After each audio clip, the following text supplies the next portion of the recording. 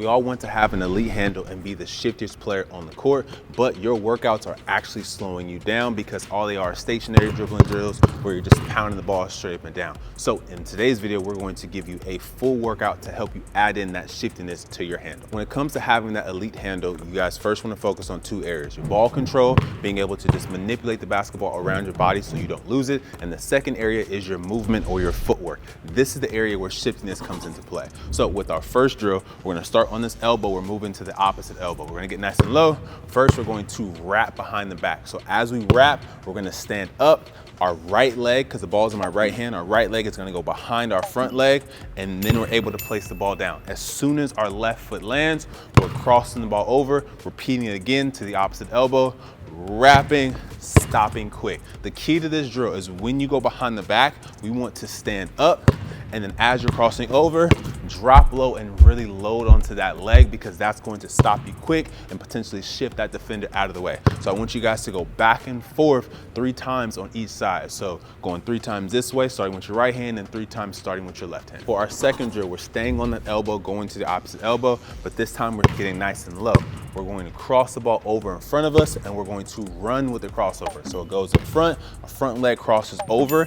When our next leg comes across, we're going to stop, and then we're going to under drag. So the main thing with this drill is making sure you stay low and quick. So it's cross, run, stop fast. Now we're going back this way. After you go under drag, you want to move this foot back out of your way. So now you can cross over again and then get to this opposite elbow over here. So same as the last drill, we want to go 3 times both ways, going 3 times this way, 3 times the other way. So with the last drill in our elbow series, we're going to get nice and low, making sure we're staying behind that elbow.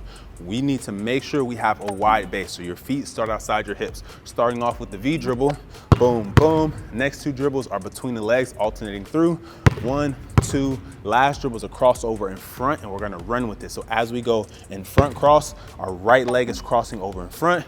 Then we're getting to our last step, going behind the back. So an important key here is making sure we are pounding the basketball hard with a wide stance. So it goes V, alternate through, and then we want to run with it into that 1-2 step stop behind the back. So we don't want to hop into it. So after we run, we don't want to step and then hop 2 feet at the same time. It wants to be a 1-2 step. So after our last crossover, it's going across, 1, 2, behind the back, stopping as fast as we can. Remember, a huge part to being shifty is your footwork and your movement. One of the best moves to help you add that shiftiness into your bag is the Iverson crossover.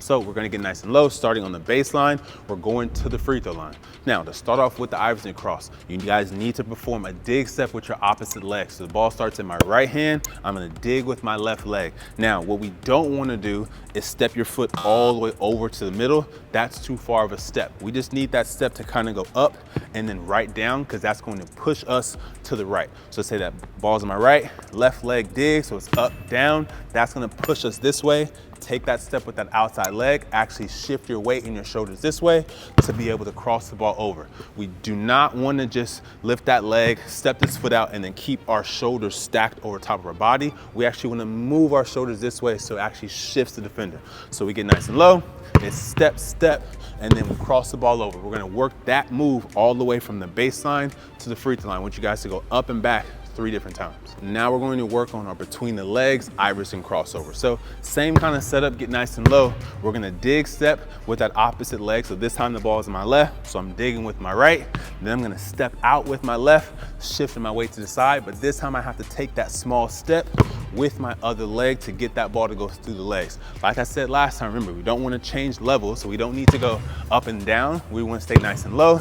Step, step, cross, step through so you can get that ball between your legs, going up and back from baseline to free throw line 3 times. With our last crossover variation of the Iverson cross, we're gonna go behind the back. So we wanna get nice and low. It's the same setup, right? Ball in my right hand, we're gonna take that dig step with that opposite leg. So my left leg is just gonna lift, dig into the floor, push us out. But this time we're going behind the back. As you guys can tell, when I stepped out, this leg is in front of me. So when I go behind the back, this leg is gonna be in the way. So I'm gonna need to take a step forward to give room for the ball to actually go behind my back. And now I can take off and explode out, do whatever I wanna do. So we wanna get nice and low.